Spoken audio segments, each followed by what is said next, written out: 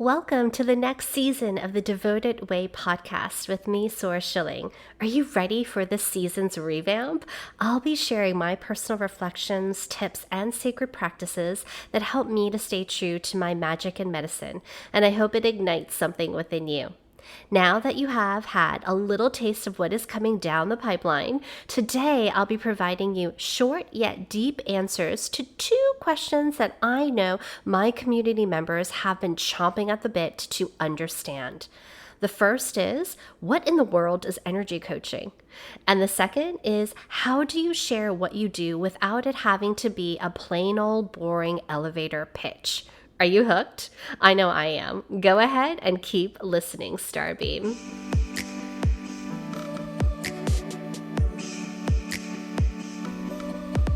Welcome to the Devoted Way podcast, all about magic and miracles with me, Sora.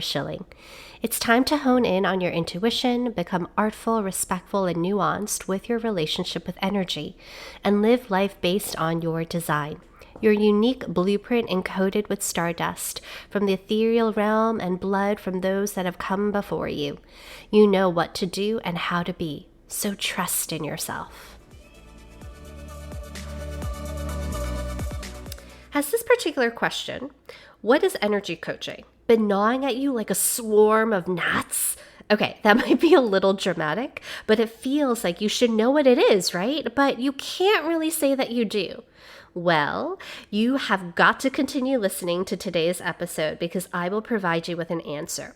Now, just so you know, I get asked this question often by those who have never experienced energy coaching and from those who have been in my spaces for years. In actuality, the Devoted Energy Coaching School students, otherwise known as GEMs, ask me to define energy coaching all the time.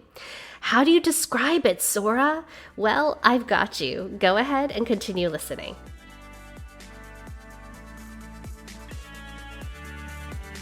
All right, so let's talk a little bit about what in the world energy coaching is. So I actually just had an amazing discovery call with a potential GEM, which are potential trainees inside of Devoted Energy Coaching School. And there's something that we had an amazing conversation with that really helps support land for someone else out there in the world trying to figure out what in the world energy coaching is. And the thing that we were discussing was there's a beautiful space for healers who walk with their clients in support of you as the healer being able to bring forth what it is that you're sensing and seeing for your client because your client is not sure as to what's going on, right? You then also have a coach who's there to provide really yummy questions and invite you to take sovereign action and get inspired to walk towards your goals. So there's the space for a client where they can be a bit either passive and relaxing into the healing that is occurring, or very much active and motivated to make some changes. Energy coaching is that in-between space where you're inviting your client to be able to actually sense and witness the magic that resides within them. So rather than relying on a healer, a channeler, or someone else who foresees or senses what's happening inside, and they have amazing gifts, they're sensing all of these incredible things that are happening inside of their client space. And there's this sadness around, oh, but my client is not actually sensing it. I have to translate. I have to describe it. And for a client, it becomes very heady, like, oh, okay, so based on what you're saying, these should be my next steps, ? Right? Giving back ownership to the healer. Versus inside of energy coaching, your client immediately is being given permission to access and have it be revealed that descriptive space of understanding so they can walk that space of healing their own self, while also having their energy coach ask the yummy questions that become a more somatic answer to the question, therefore reaching deeper in to acknowledge your niggles, your intuition, your inner wisdom. And so to me, that is like the beauty around energy coaching from the perspective of that question being asked to me today. Okay, so I hope that helps you understand a little bit more about what energy coaching is. Now I'm going to move on to another question. I hear you wondering how to meticulously craft your elevator pitch to share in such a profound and compelling way what it is that you do. I mean, who doesn't want to wrap this up in a pretty little bow, right? And knock it out of the ballpark? Well, I'm going to pull a fast one on you and answer your question with a question. The question is, what if it's not about actually tying everything up in a pretty little bow? What if sharing what it is that you do is about something else entirely? Now, keep listening as I unpack this thought and possibly uncomplicate it for you a little bit. I've been told this is one of my superpowers. So, here we go. So often there are these moments where coaches come and they ask, okay, how do I explain what it is that I do? And in that space with, let's say, our Galactic Energy Magical Souls, who are the trainees inside of Devoted Energy Coaching School, they may ask, okay, how do I land on my quote niche? Who am I? What do I do? How do I put it in a bow so that other people understand?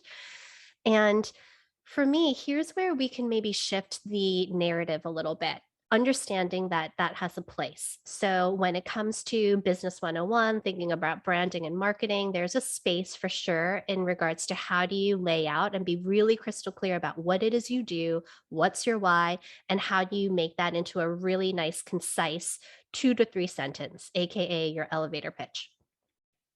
But the thing about energy coaching I find is that it's feeling based. It's a opening up and allowing community members to come and get curious. And so for those that are first initiating inside of the space of energy coaching, which by the way, this is new. Not a lot of people would token themselves as energy coaches, right? Like that verbiage is still new. Energy healing, absolutely. Working with energy as a coach, absolutely. This idea of an energy coach is brand new. So it's different than even the verbiage of life coach. Now, lots of people know what life coaches are and what they do. So really honoring that. So therefore, what I would say is one, if someone asked, I would say, okay, you know what? That's a really great question. I'm going to drop in. So you hear the words of what I'm even saying. So I'm like teaching my potential clients like what words I would be using. Let me take a moment and pause and drop in because I could answer that in different ways every single time someone asks me that. And so today, this is how I support, right? Today, this is who I am, and this is how I would love to continue to be of service and make impact in the world.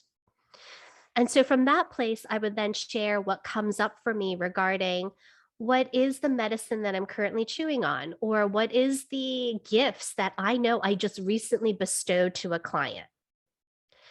And by sharing that part, even sharing a little story or sharing some days, for example, there was one day someone asked me what I did, and I turned around and I kind of puffed up my chest and did a little pose. And I said, I am a cosmic warrior priestess. It's so lovely to meet you.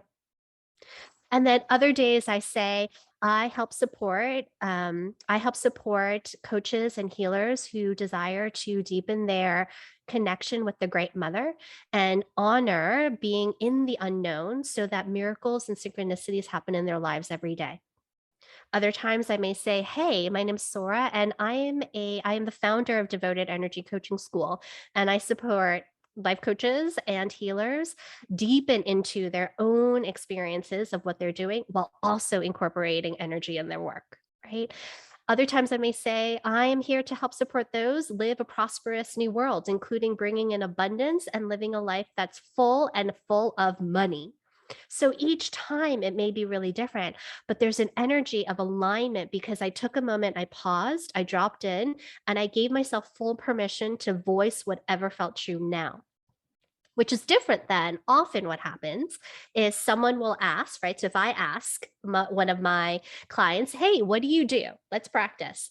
You can feel them get hesitant and then they stumble, right? So they're like, yeah, so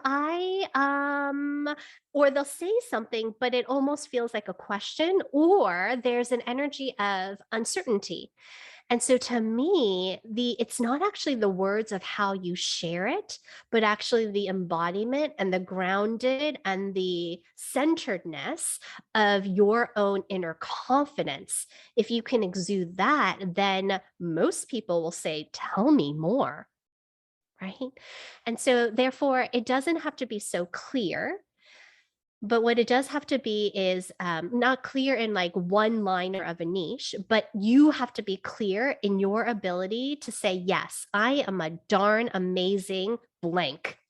And because of that, I am here to support people do today this. And I believe that changes everything because that's what creates a lot of curiosity for others. It is a blessing to serve you. My deepest desire is to bring nourishment to your soul, activate and enliven your inner landscape, and find inspiration through the sacred stories of others and myself so we remember we are collectively woven.